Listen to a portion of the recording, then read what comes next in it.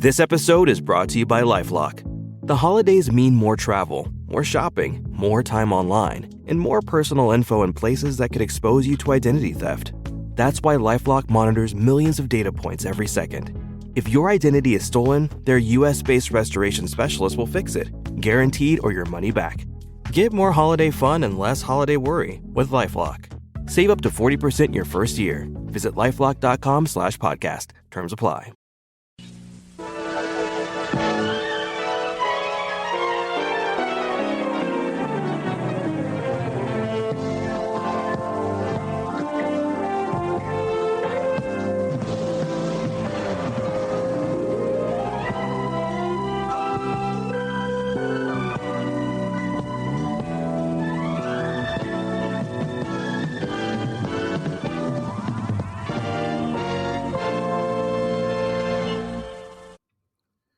Hello, everyone. It's time for Vanished Chicagoland Stories, the podcast. I'm your host, Pete Costanis. This is episode 393, season 16. Today's date is December 15th, 2024, and welcome to the show. On today's program, I'm going to talk about my memories of Christmas candies that were in department stores and also other establishments when I was a kid. So I'll go back to memory lane and explain everything to that.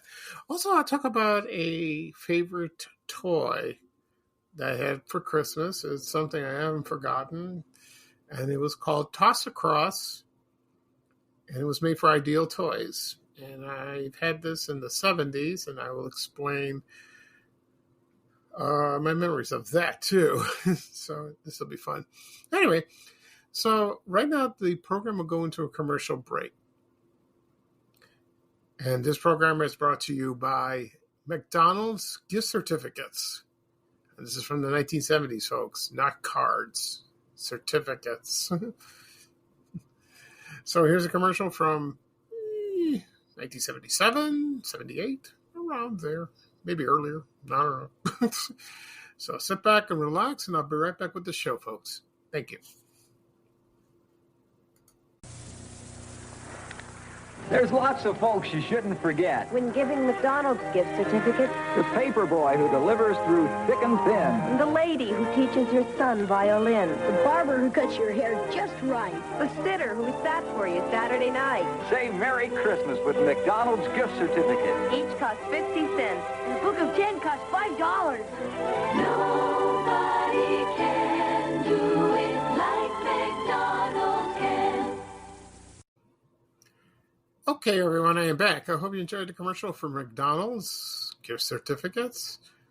I remember these very well when I was a kid. I remember the commercials. That one I just played. That was the most memorable of all. You can find it on YouTube, as the rest of them. I used to once, maybe I gave it to someone, and I don't remember who, and I did receive one as well, and I don't remember from who either. Not funny. Anyway, he said it cost 50 cents. A book of 10 cost $5. I think the price went up a bit later. And it's like you go to McDonald's and you ask, could I have a gift certificate or a book? And they provided that for you. I've applied at McDonald's many times during high school, never got the job. For some strange reason, I don't know why. I always wanted to work there. I love the food. I can't help it. I still eat it from time to time. I get a hankering. I don't know. It's something about it. Like, I have to go there. It's terrible. But that's how it is.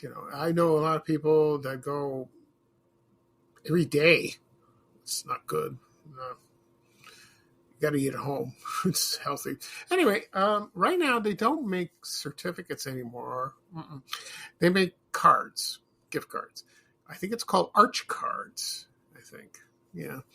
I have no idea. So I don't know who to buy. With those. I don't know when exactly the certificates were phased out, probably in the 2000s, most likely. or 90s or something like that, because you don't see that. You get a card for Christmas, your birthday, for your Christmas present. So that makes it easy. So everything's online. Cash is like not acceptable in some places. Now we have Apple cards, which I have one. They have Bitcoins. I don't understand that. I don't know. There's something I'm like, huh? I don't know. Anyway, so that was a fun commercial to listen. All right. At the beginning of the program, I mentioned I'm going to talk about my memories of Christmas candies that were at department stores in Chicago when I was growing up. Also, I'll talk about one of the games I had as a kid. It's called Toss Across, and it was made by Ideal Toys.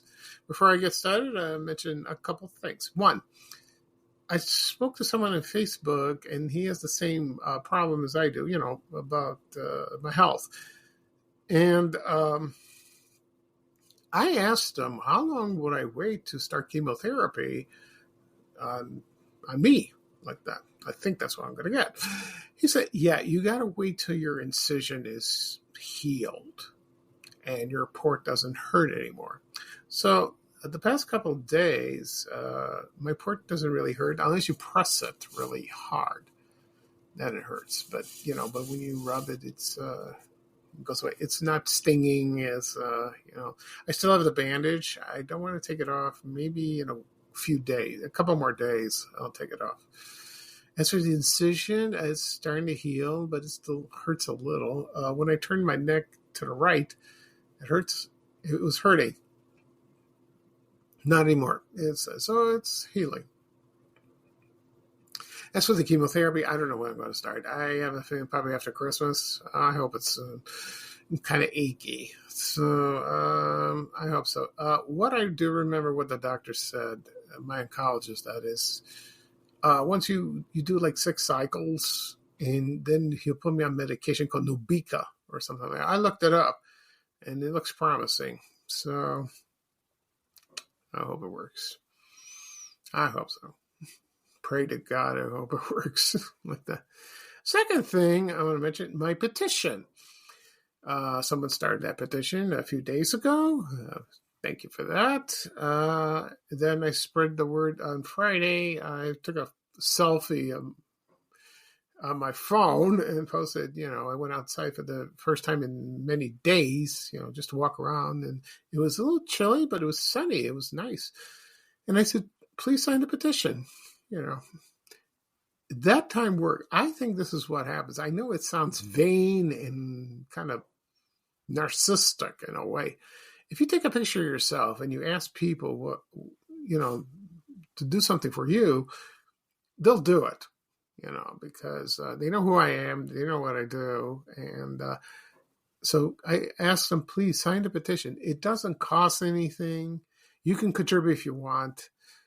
I don't think you could do 2 signatures. I think that's illegal or something like that. But if you sign it, you click onto the sign and you're all set. You have the option to receive emails, about this. You don't have to. So it's at www.charge.org. You go there on the website. You can type in Fan Chicagoland or my name and you'll find me like that. But I have the link on my social media account. So you can click on that. It'll take you right there. So that's good. Right now I have over 1,300 signatures. That's pretty good. I don't know what's going to happen with this. The reason is someone wanted the Chicago Historical Society to recognize my work, which is nice. I don't know what they're going to do. So we'll see. Okay.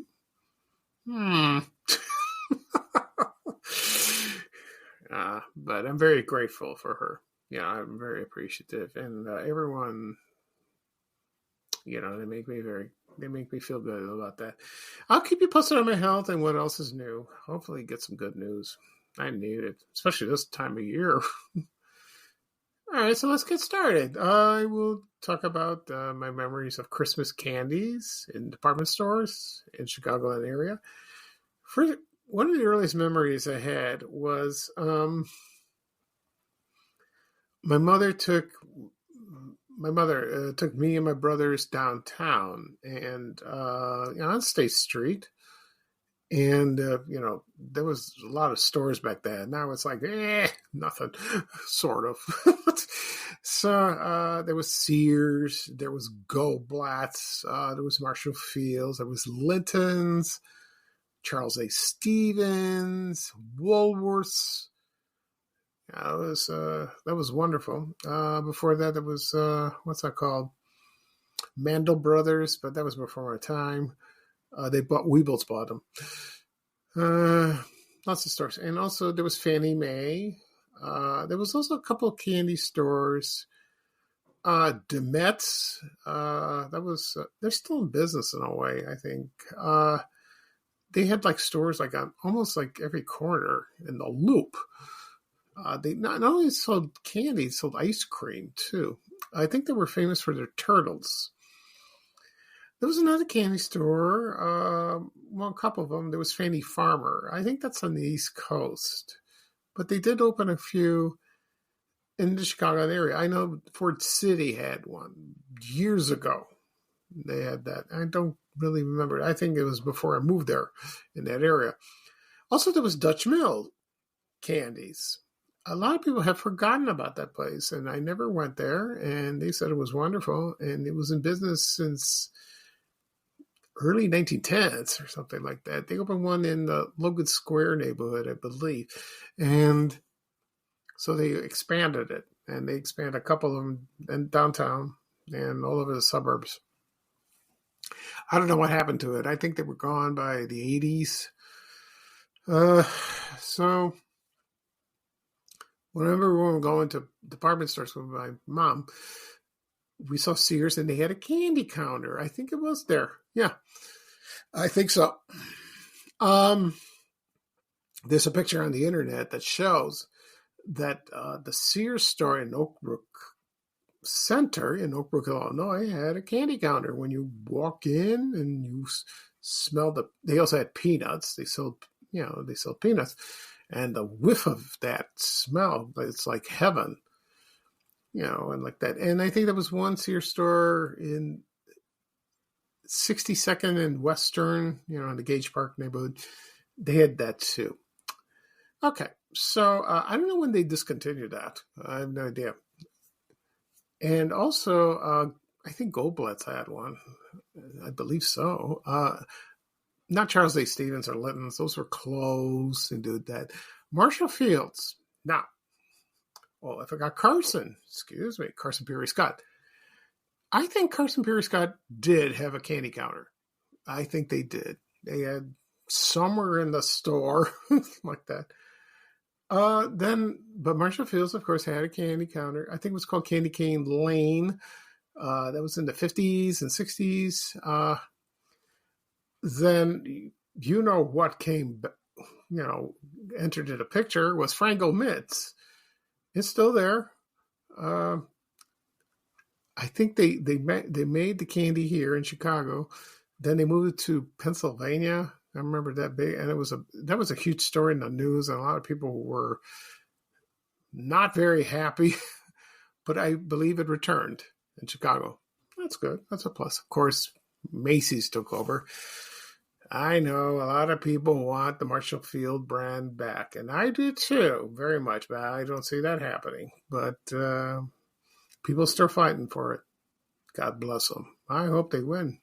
It needs to come back. If you bring this store back, people will come back. I know it. This is a hunch for me. They will come back.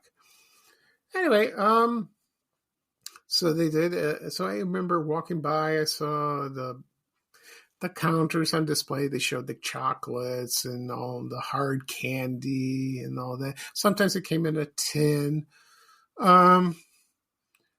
So, and it's also the smell of it. It smells so sweet. It's like, ooh, that smells good. It really does, and it's kind of nice. And people they ask you, I would like to buy some candy, and they say, how many pounds you want, or a small box, and they gift wrap it very beautifully like that. That's nice. Later on, we lived in the Roseland neighborhood at the time, and the only place where you buy, I think there was a Fannie Mae nearby. Yeah, there was. Excuse me. It was on 111th Street on the corner of Michigan Avenue, right across from Chicken Unlimited. I don't know if my mom bought any of there. Maybe once. Anyway, we had Gately's People's Store, and that was a department store that was famous on the South Side. I don't remember. I think they had a candy counter. Yeah, I think they did. Of course, they're famous for their donuts. I talked about that. I think they had a candy counter. I think it was on the first floor somewhere. And I think my mom bought some chocolates for me and my brothers. They were very good. Like that. Then when we moved to near Fort City, Fannie Mae opened, they had a store. Then there were probably independent ones as well, like that. And when they opened stores, let's see, they had JCPenney, still there. Montgomery Ward, I don't know if they had a candy counter. Maybe they did. They probably did. I probably don't know it. Weebles was there. I'm sure they had one. I don't remember exactly where it was. So when I was a teenager, I used to hang out with my friends. We'd walk around and see that, candy. They would foolishly buy some to see how much you can eat. I didn't do that. Back then I thought it was silly. I still do to this day. So candies are still sold today. Of course, Fannie Mae is still around. I think it went out of business a little briefly and then it returned. Thank God for that. But they're independently. They individually, they have their own store. There's one near my house. So I don't know about other candy stores here. And today on department stores, I don't think you see any. Like in malls like that. I don't think so. So, I know I've talked about that malls are making a comeback, sort of. That's good. We need that. It's great to shop online, but when you sit on your butt, you got to exercise. This is this generation. They have no clue. But I heard it's making a comeback due to this generation. They're watching, I don't know, some show like Stranger Things, that's set in the 80s, or some other ones that goes back to the malls of the 80s, which was a great time for me. And they want that back. I hope so. I really hope so. Some malls in Chicago are struggling, but others are thriving. Like, for example, Old Orchard and Oakbrook Center and Woodfield Mall in Schaumburg. That's wonderful. They're closing stores. They're reopening stores. They're trying to reinvent. Some are tearing them down. Some stores are tearing them down. They make them apartments or, make it an entertainment center or movie theaters. Got to bring back crowds. That's what you need. You go by yourself and you take your family and have some fun. Yeah. Okay. So sorry to go off subject. So that's one of the best memories as a kid. That looking at candies, especially Christmas ones. At the time, like peppermint. Candy canes, eggnog flavored. I love peppermint. Well, no, I'm sorry. I'm not a big fan of it, but it's good, and they're sticky. Okay. Right now I'm going to talk about Toss Across. That was a game from Ideal Toys. Before I get started, I'm going to play a commercial for Toss Across.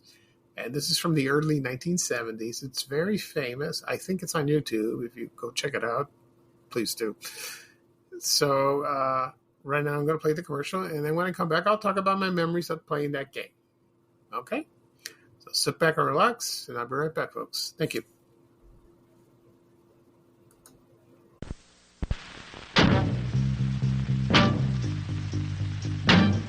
It's Toss Across. You play it like tic-tac-toe, but you toss. We've got him now. Oh, yeah? Attaboy. You never know who's the winner until the very last toss. Hey, Frenchman! Toss Across. From Ideal.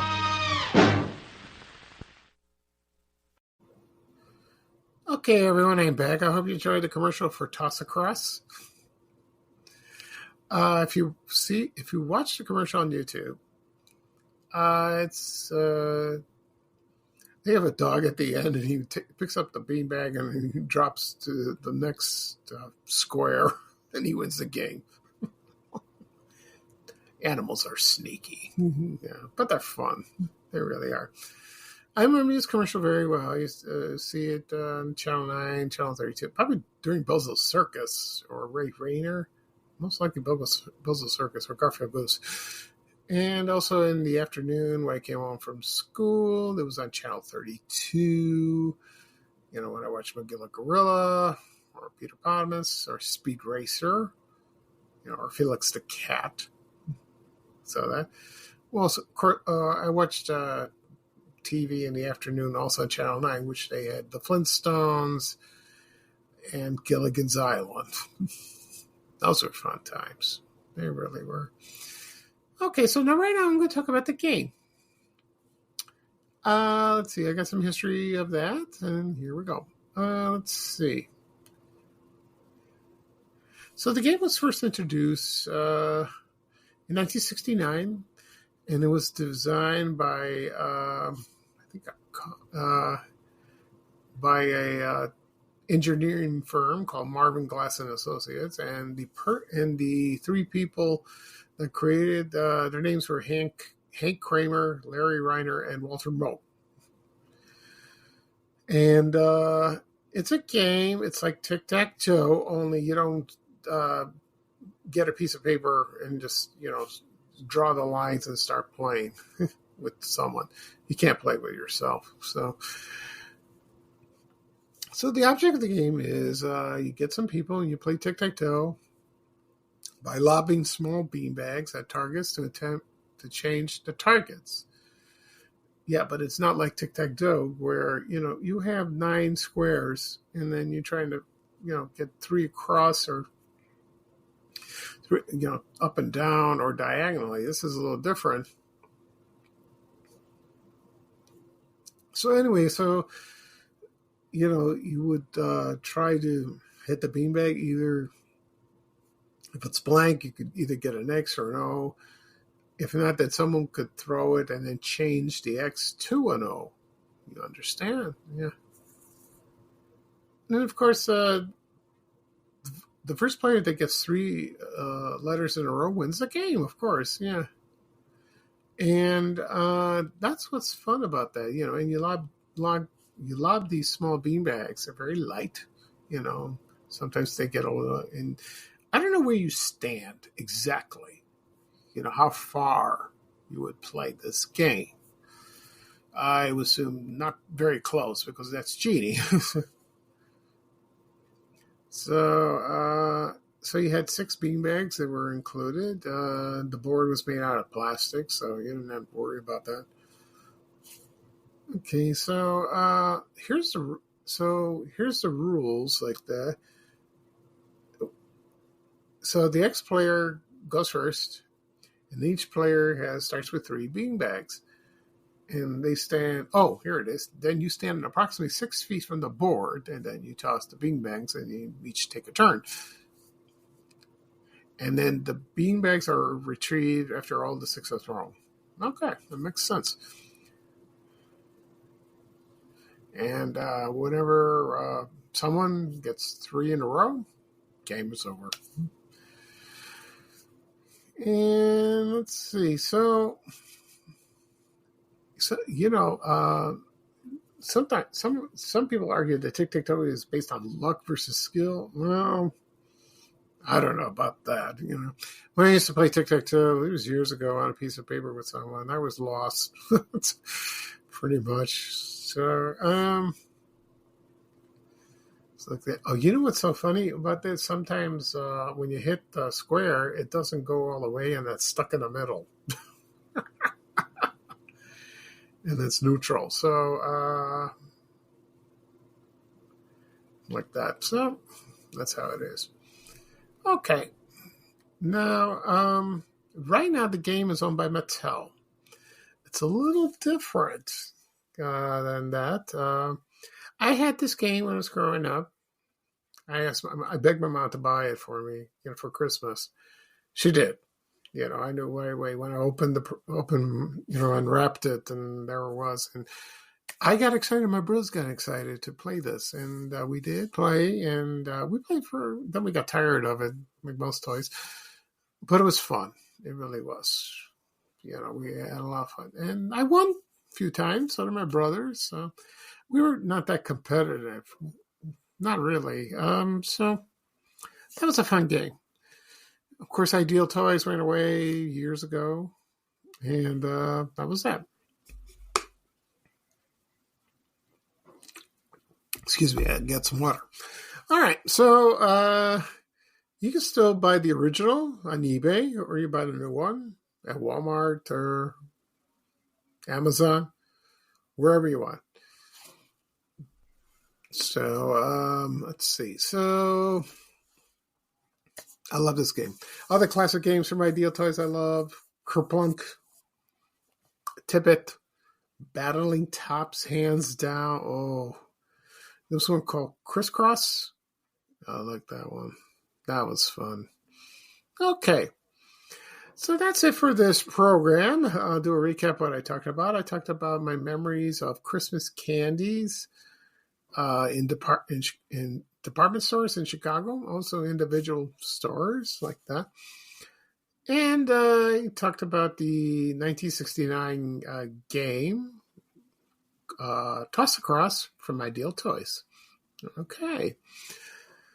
This podcast will be published later on today on any app you have, for example, Apple Podcasts, Spotify, Breaker, Overcast, also Amazon Music, iHeartRadio, wherever apps you have on your phone, your desktop, your tablet, iPad.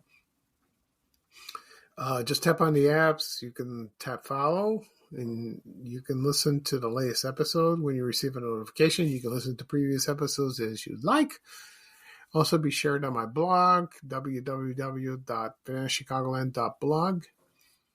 Also, it's on my YouTube channel again and again. People ask me, where do I find your podcast? Where do I find your podcast? The easiest way is to find on YouTube. Go to YouTube. Type in my name, then either Van Chicagoland Stories, you will find it. Tap subscribe, click on it, and you'll receive a notification of the latest episode. You can listen to previous episodes if you like. There's over almost 400 to listen to. This goes way back to 2021. And this will be also shared on my social media accounts: Facebook, X, LinkedIn, Reddit, Instagram, TikTok, Threads, and what's the other one? Blue Sky. Okay. I forgot about that. Okay, so that was fun today. So this is Speak Astonis, your host for Van Chicagoland Stories, the podcast. Thank you for joining me. I had a good time talking. Today is a nice day. It's not sunny, but it's warm. It's in the 40s. That's nice. And I'll probably do another podcast episode Tuesday. Another Christmas one. Folks, the holidays aren't over yet. No, they're not. No, we got time. We got a lot of time to go. Excuse me. So, here's bye-bye for me, and here's our favorite person in the whole wide world, Ray Rayner, saying bye-bye-bye with a little traveling music. Okay. So long, everyone, and take care. We have to go. Bye, bye, bye.